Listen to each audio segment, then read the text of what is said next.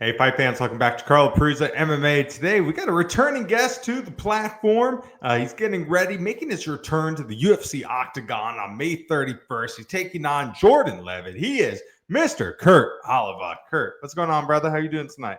I'm doing good, man. Excited for this interview with you.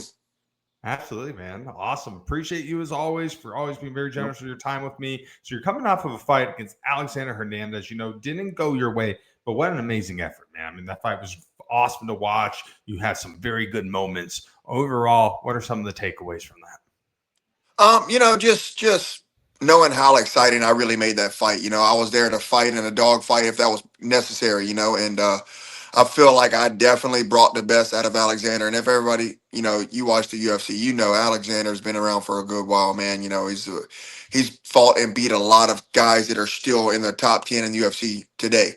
So yeah, so for me to go out there and put on a show like that, and and to say that I really think I won that fight, I think that says a lot.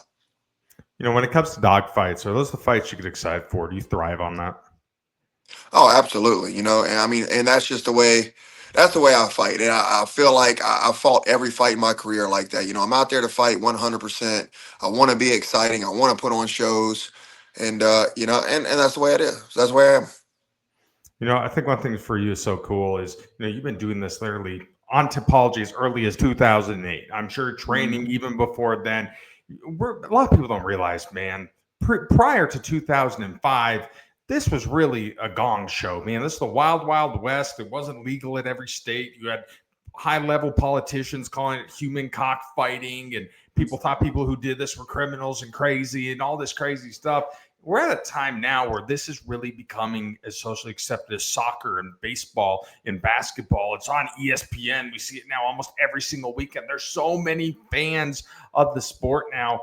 Is it amazing? Do you ever sit back and just be like, wow, I did not expect this? No, 100%, man. I remember watching the very first Ultimate Fighter in 2005. And it's so crazy on how small the UFC and MMA fighting was in general back then.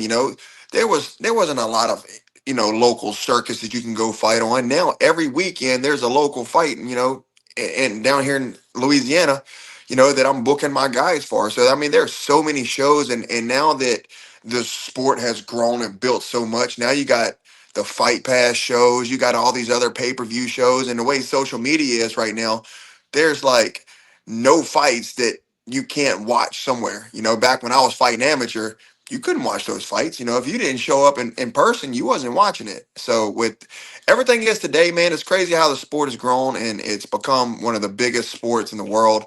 Um, mainstream platform, the sport's great, and a lot of these younger guys should feel lucky. Like, I mean, they're fighting amateur fights in their debuts and they're fighting on pay-per-view. I remember when I heard I was going to fight on my first ever pay-per-view, I thought I done made it to the UFC. So no, it's good for these young guys. You know, there's could be many different reasons why this is blown up. Some people say Dana White, some say the Fertitta brothers, some say the first season of The Ultimate Fighter, some people say Conor McGregor. For you, what was the ultimate turning point that you really think led to this change? I think for sure, 100%, it has to be the very first Ultimate Fighter show. You know, um, just kind of doing a reality show and bringing some guys in that were already professional fighters, just never fought in the UFC. And showing what the sport was kind of all about, and then Dana White, getting on the show and showing what he's about, and then I feel like the UFC and really started to come together after the Ultimate Fighter. There's so many casual fans who watch it now. It's very commercialized. And I feel like it's great because there's so many eyeballs on the platform. It allows more guys to fight in the UFC. They're selling more tickets. They're making more money, which is making a bigger roster. When obviously you have a gym, you have guys who compete. When you have some of the newer guys coming in, younger guys who maybe don't really fully understand what it is, do you sit them down and explain to them, this is more than what this appears on TV. There's morals with this. There's honor with this. This is more than just fighting. No, 100%. And a lot of the guys when they walk through the door and they start training and they say, "Hey, coach, I want to fight." A lot of times they realize that it's not just you show up and fight. It doesn't work like that. It's so much that goes on behind the scenes and behind the closed doors and in the gym. training and dieting and making sure your weight is right, and then dealing with other obstacles on the outside of the gym that you might be going through, you know. Yeah, so and I got a lot of guys that have, I'm having to say, hey, look, this is the way it has to be. You have to do these certain things. No matter what's going on. If you want to be a professional fighter and you want to make it to the top and you want to be the best, you got to do these certain things. One of the guys that's been training with you for a very long time, started off his career with you, was Brendan Allen. Obviously, he's doing great things in the UFC now, has really established himself as, a big name in his division. Is it pretty cool to be able to look at him now and know that, hey, you were part of this journey? I think he was like 13, 14 years old when he was first training with you and the rest of the guys. It's pretty cool to see guys like him and others, that you grew up with in the big show too. No, absolutely, 100%. And yeah, Brennan, he's one of those guys that you probably look back and said when he was coming up, man, look, these guys in this generation is going to be, something for real. And yeah, I want to say Brennan was training at 11 or 12 years old in the kids class, and then as he started to get a little bit older, he jumped into the adults class and was beating all the adults up.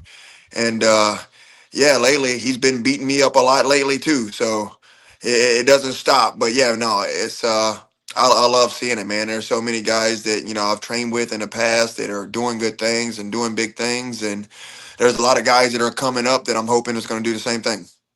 When you look at mixed martial arts in the last 20 years, obviously the shows are bigger now. They're in bigger arenas. They're making a lot more money now than they were 20 years ago. But you also look at it from a training aspect. So much has evolved in the last 20 years in that. I mean, we have actually science and technology now helping guys train. There's more equipment. How has training differed from from equipment standpoint to a resource standpoint from when you first got into it to this day and age? I mean, and there's just so much more that is for first off, which with the UFC, you got the Performance Institution, and you got the Apex, and there's just so much equipment. There's so much more you can do, versus back in the day, maybe you only hit a punching bag and hit some mitts. But now, the way things are, and the way the UFC takes care of you with the nutrition and with the Apex and the PI and all that good stuff that's basically handed to you and take it and run with it. But yeah, man, I think it's changed a lot. A lot of and a lot of guys probably still like to do a lot of old school training, which is awesome too. But no, when you got the resources like the UFC gives you, I mean, it's a blessing, and that's why you see so many of these guys doing what they're doing in the UFC. You mentioned earlier in the interview trying to find some of your guys' fights. Well, I think what's so amazing is if you have UFC Fight Pass, you can literally watch a fight now, like 4 or 5 days out of a week from all these different regional shows that they're doing. And one thing we're starting to see, there's so many great regional promotions. You see sometimes guys maybe are coined as the favorites of the different promotions, and they may have a 7-0 record. You look at the guy they're fighting, and they're 3-11. They're 5-17. They're 10-12, whatever it may be. When you're now helping your guys find spots on regional shows, is there a little more politicking advice? Do you like that comes with it? Do you have to kind of look at this as a business decision? Yeah, there's always going to be an A side and a B side to a show, but me as a coach for my guys, I'm not trying to feed my guys as a stepping stone to anybody, so I definitely look out for my guys. And if my guy is 5-5, I'm not putting him against a 9-0 guy that's on the cusp of jumping into the UFC. Not unless it's a big opportunity, not unless it's a big show that's going to make him a good little bit of money. And if he does win, maybe he can jump the line and be looked at for the UFC or something like that. But yeah, like I think there's always A side and B side. Promotions always looking for, the ticket seller or the guy that's the next big thing. So. One thing you're seeing too from like an amateur fighting standpoint, you see a lot of amateurs now, they get excited, they get to be 4, 5, 6-0, and they want to make that jump to pro right away. I always been on the opinion, when I look at a guy's topology and I see 10, 11, 12 amateur contests, I really like that because that forces me, they have to be well-rounded at that point. They work on every single aspect before they turn pro. What are your thoughts on that? Do you like them? Is it an individual basis per fighter? Do you prefer a larger amateur career before you even mess with the pro stuff? Yeah, I mean, it's always good. You got to go out there and you got to get that experience. And the more amateur fights, the better. But the only problem with that is, like you said, so many guys, get six amateur fights, and if they got to win a record, they go pro. Back in the day, I remember I went pro after eight amateur fights, but I was 8-0, and I basically took out everybody. And then I even had, I did some jiu-jitsu matches, and I even had a couple fights that I showed up to fight, and my opponent no showed. So I should have had more amateur fights. But when you got a guy that has, 10 amateur fights, it's so hard to find him somebody. Because the way a lot of the fighters are today, a lot of younger fighters, they're not trying to take a bunch of tough fights at amateur. They're going to take a fight. But when they got a guy that's got 10 fights, it's so hard to find another guy that has around that many fights to fight him. So that's why a lot of guys are going pro, with not that many fights. But no, I know exactly what you mean, but yeah, but like I got my son, he's only 14 and he's already had 10 fights in a cage between boxing, kickboxing, and youth MMA. And he's got another one coming up probably in a couple months. So by the time he turns, and actually in Mississippi, youth can actually fight normal MMA, head strikes, everything, which I've been knowing that, but I just got reinsured like the last show that we did out there. But yeah, by the time my son is really ready to make his debut, he should have 20, 30 amateur fights, which might come back and bite him in the butt because he's going to have such a hard time fighting other kids to fight him. Obviously mixed martial arts is something you're very passionate in. You've made a lot of sacrifices to live this life for so many years, doing it at a time before it wasn't even cool. Now to be able to do this kind of with your son and help coach him and, help kind of make him learn a little bit from your tutelage, but go down the journey that you did to get to where you're at. Is that a pretty gratifying full circle moment? Yeah, it's really awesome, man. And I don't know what I really thought, years ago, because I remember I was training in my garage and my son was probably 2, and I mean, I might have been making a pro debut, or I might have been pro. I can't remember exactly the year, but I know he was probably 2 years old, and I was trying to help him out, hitting mitts and do all that good stuff, and and it's like, look at him now. And I did the same thing with, I got a 5-year-old now, and I don't know if you've ever watched his Instagram or his TikToks, but he's pretty viral on TikTok. He's got like 30,000 followers just because I started putting him in jiu-jitsu competitions at 3 years old, and he's done well. And the wife would post the videos and stuff, and then boom, blew up. But yeah, man, I don't know. And it's now my son. I feel like he's damn near grown, and he fights, and he fights for real. And it's crazy, and I feel like I'm blessed to be able to share something like that with my kids. It's really amazing when you look at mixed martial arts compared to the guys 20 years ago. Don't get me wrong, those were great guys. They're very talented. You're seeing, man, kids like 23, 24, 25 going to the UFC, and the skill level is exponentially increasing here. And I think one of the reasons is kids are doing jiu-jitsu now, 5, 6 years old. I mean, this is just like putting your kid into baseball, putting your kid into soccer. They're wrestling at a young age. They're doing youth MMA when they turn 12 or 13 or whatever it is for state they're in. By the time they're 19, 20, they could already be doing amateur, even close to turning pro. They're getting the UFC at 23, 24, and they're looking like complete killers. Do you think this is the social acceptance? Is this some of the reason why we're seeing all this now? Yeah, for sure. And like we kind of said, we kind of touched on Brennan Allen a little bit. I remember, like I said, Brennan Allen started training in the adult class probably when he was 13. And then he made his amateur debut at 17 years old, and then went on from there. And you see what he's doing now. So and is anything you do from a young age that you continue doing until you're older, man, you're gonna be good at it. It don't matter what it is, jujitsu, wrestling, football, baseball, you know, that's how these guys go on and be #1 draft picks for football or baseball or basketball. And then that's how guys are, getting into the UFC because they've been doing this shit since they were, so young. For example, my kid's 3 years old, and by the time they start fighting and they're going to kill everybody they fight, boom, then the UFC calls and they go to UFC. You know, you mentioned a little earlier, these kids now don't know how easy they had it from what you guys had to go through. And I think the best example of that, Jason Knight, mutual friend of ours, he told me when he first started getting into it, he fought for this promotion called the Fight Club. And I think he told me he found like a dog kennel in a bar or something like that. You know anything about that? No, I don't really know much about it, but I can only imagine if Jason's saying he did it, I'm sure he did it. I know he was fighting when he was like 14 years old, so it don't shock me. You know, I think you've had some great fights over your career, but I think one that really sticks out for me, obviously, on The Ultimate Fighter, getting to fight Jason Knight. Is it true? Jason once told me, did you guys, before that contest, did you make an agreement that, hey, you were just going to go for broke and let it hang? Oh, for sure, man. I mean, that's the way I fight. That's the way Jason fights, and we did a handshake in front of everybody. Said, "Hey, we don't shoot a takedown unless we are absolutely out on our feet. We need to." And we shook hands, and I mean, you see how the fight went. Nobody shot a takedown. We just stood there, and which going into that fight, we knew, right? We knew our styles, and we were both confident. I was confident in myself. He was confident in himself.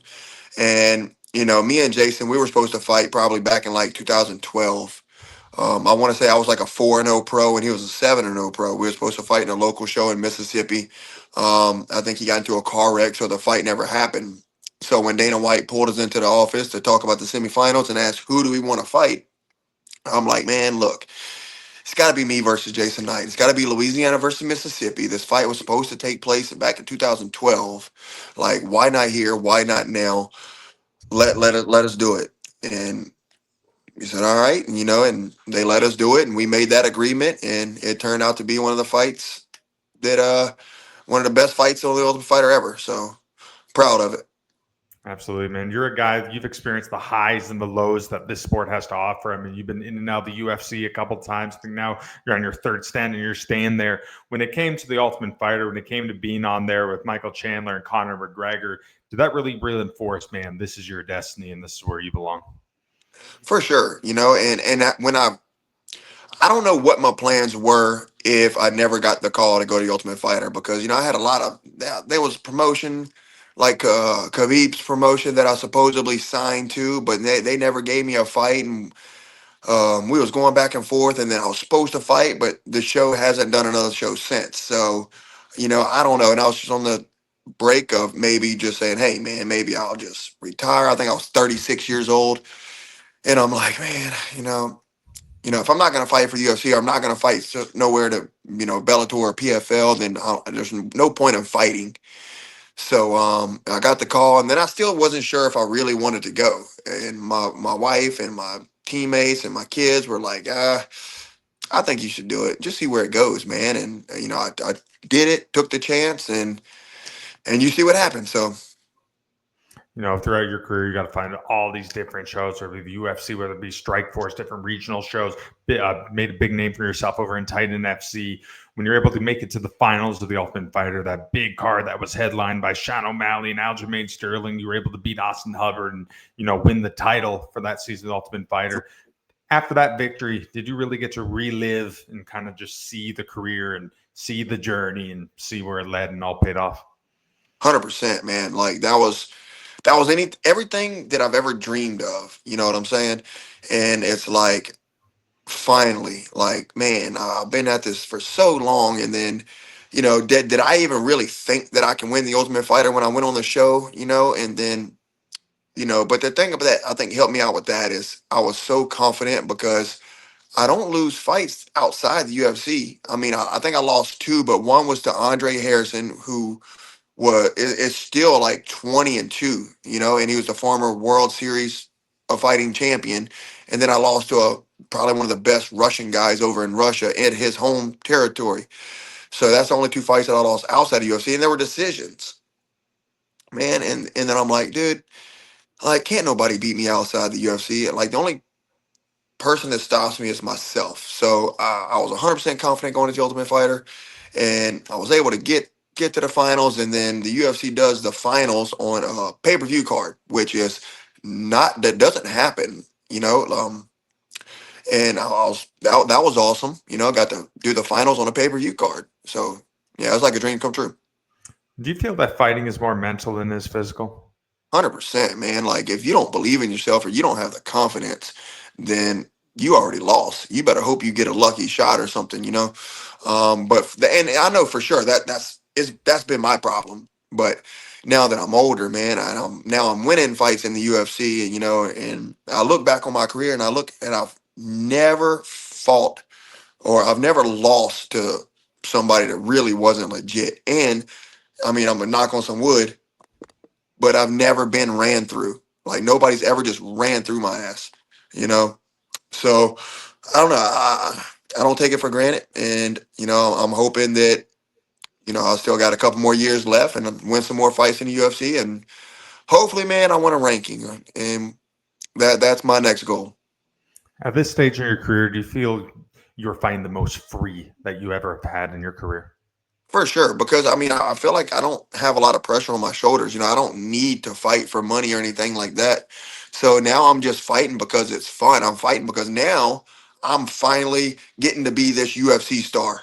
So for me, that's what it's all about, man. For me, it's I'm a star for my kids too. So they go back to school, and my dad's fighting next Saturday in ESPN, and then they got all the freaking kids and the football team and the coaches over there, and it's all into it. And that's the cool things for me, man. It's just being somebody for my kids.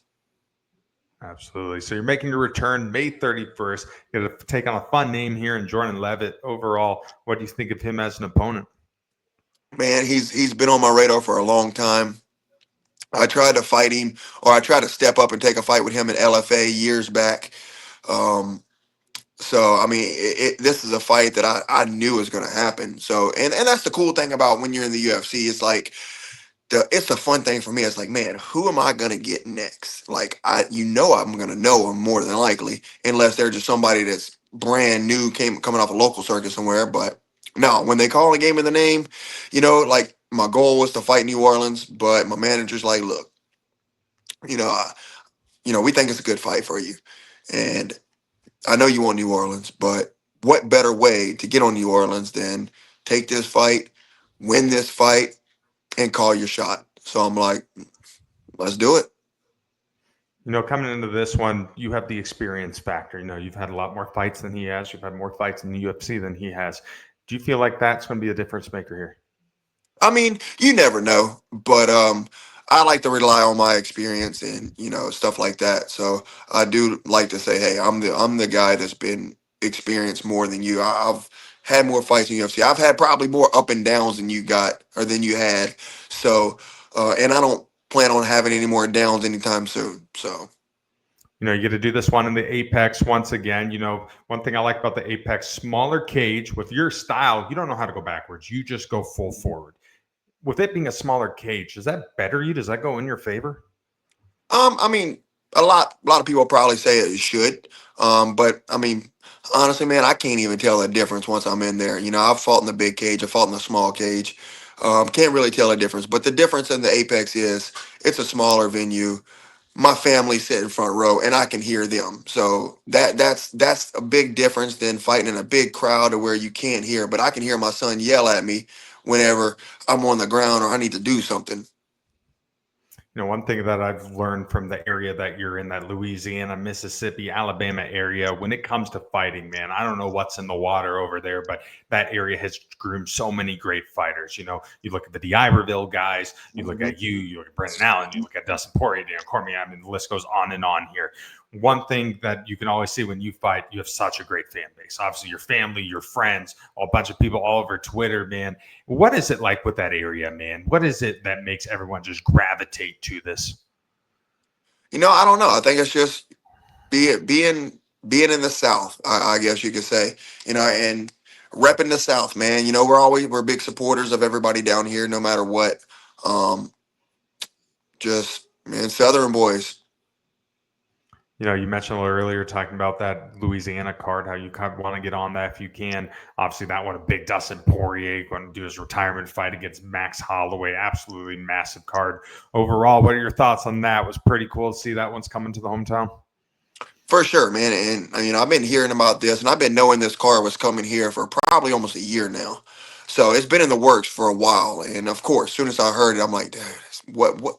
That would be awesome. They got to put me on it, you know. Um, but yeah, no, it's awesome. It's an awesome fight. You know, I can see exactly why they're doing this fight again. Dustin's a legend. Max is a legend. Of course, Dustin being able to come back where it all started. You know, me and Dustin was fighting on the same local cards as amateurs years ago. So it's gonna be awesome, man. I'm happy for him, and you know, I'm seeing how he's grown and done everything that he's done in the UFC and in fighting. So it's gonna be good to hopefully watch him go out on a shield and pick up a win and do his thing in New Orleans.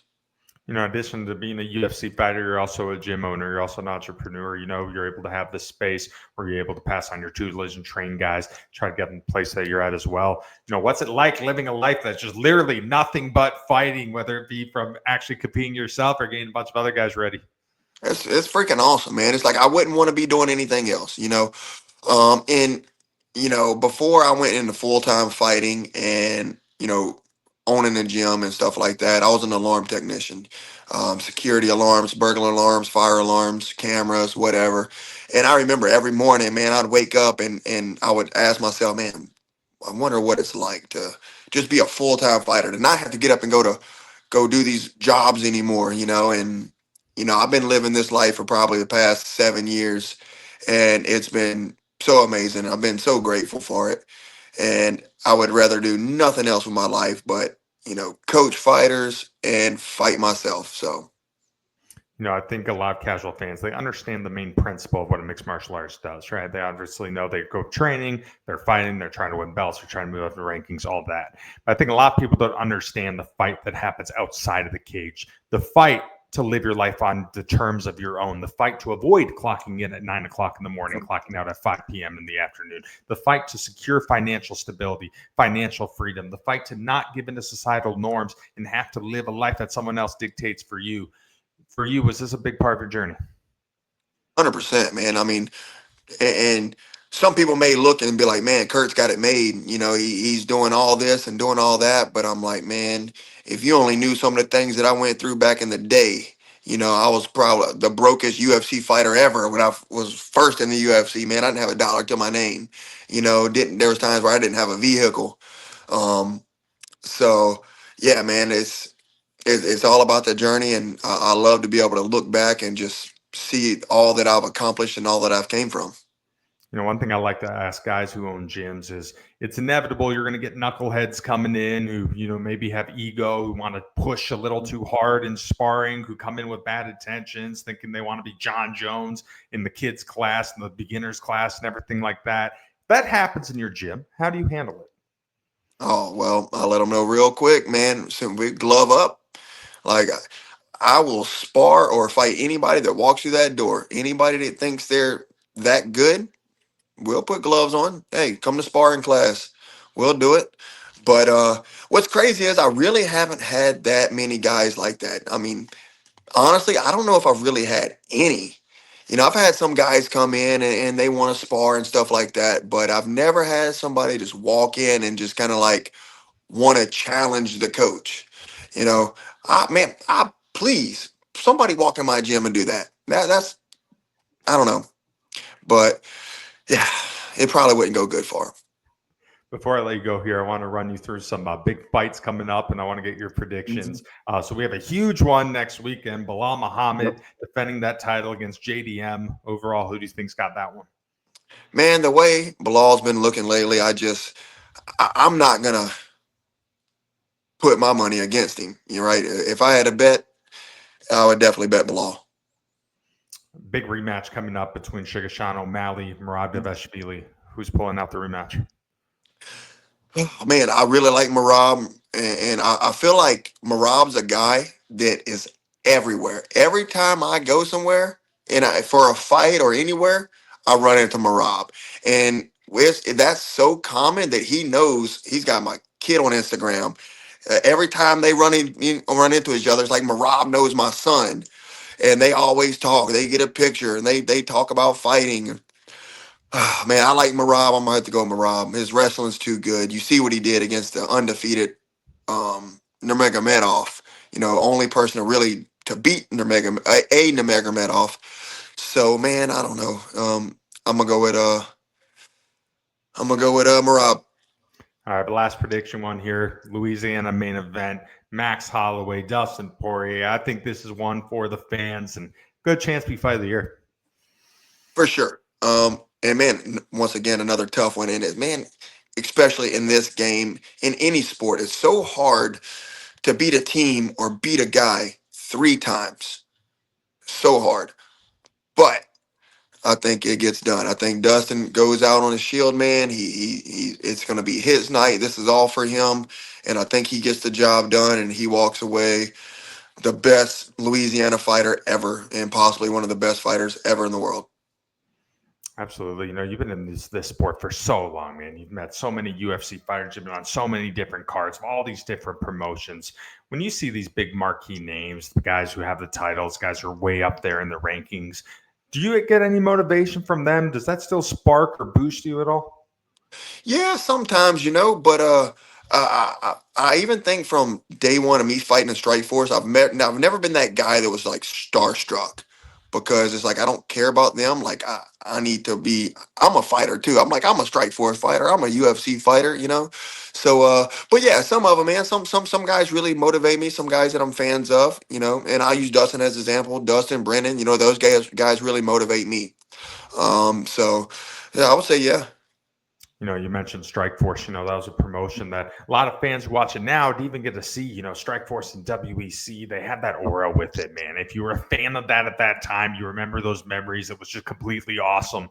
What was it like, being in that family? You weren't there long. You fought Pat Healy, then it merged to the UFC. But what was it like being part of that for the short time you were there? No, it's awesome, and that's something I can always say is, man, as a part of Strike Force, I fought the final Strike Force. Um, and when I stepped up and took that fight against Pat Healy, I signed a UFC contract for that fight. So I technically signed a Zuffa contract. So I kind of knew if I did well, the UFC was going to bring me over, which they did. Um, but no, that was an awesome show, man, an awesome experience, and man, that was fun. Like I really enjoyed that. It's so amazing to see where the UFC is in the landscape of MMA in general in this day and age. It provides these kids who are growing up with it now all the opportunities to go out, be a big star, be a part of something that is culturally accepted and is a viable career path. If it wasn't for guys like you, man, I'm the first one to admit it, there wouldn't be this, man. It took those guys who started in the trenches when this was nothing and then helped pave the road for something to be as big as what it is now. You take a lot of pride in knowing, hey, you were doing this before it was cool, and you're part of the reason why these guys can now enjoy the great colors of mixed martial arts. Yeah, well, I definitely appreciate that. And yeah, for sure. It's like, man, um, I've been fighting for probably about 17 years, going on 18 years now. And like I said, I was fighting back before there was the social media that you can just click on Facebook or something like that or Instagram and see all these clips of fights or watch these fights. So I definitely take pride in, kind of paving the way for all these guys. And the same thing I'm doing for my kid, man. I'm taking pride and paving the way for my kids, and hopefully they can grow up and do whatever they want to do when they're older. For you, how do you think social media has affected this game in this day and age? Is positives, negatives, a little bit of both? Oh, definitely more of a positive because you can see so much of it. You know what I'm saying? It's like, man, you want to watch fights, just go to Instagram and follow, the UFC and all these fight leagues, and you're going to see clips and fights on everything. And it's definitely helped it a lot more than it hurt it. I can tell you that much. Honestly, I don't feel like social media has hurt fighting, the sport of fighting at all, because all it's done is made it more popular. More people can see it. Absolutely. All right, Kurt. Last question for you, my friend. In a perfect world, what is the outcome on May 31st when you make your return to UFC over the Apex when you take on Jordan Leavitt? Well, he's definitely going to try to hug me in the first 10 seconds. So hopefully I can knock him out in 10 seconds, man. Knock him out on the way in. So that's perfect. I got a 14-second knockout. I got an 18-second knockout. I would love to add a 10-second knockout. There you go. Well, hey, Kurt, man, thank you once again. Always a class act. Always a pleasure to talk with you. And I wish you nothing but the best, my friend. I appreciate it, man. Thanks for having me on. Absolutely. That's it for us tonight. I'm Carl Prusa. He's Mr. Kurt Holobaugh. Tune in May 31st, taking on Jordan Leavitt. You don't want to miss it, fight fans. Take care. Awesome, man.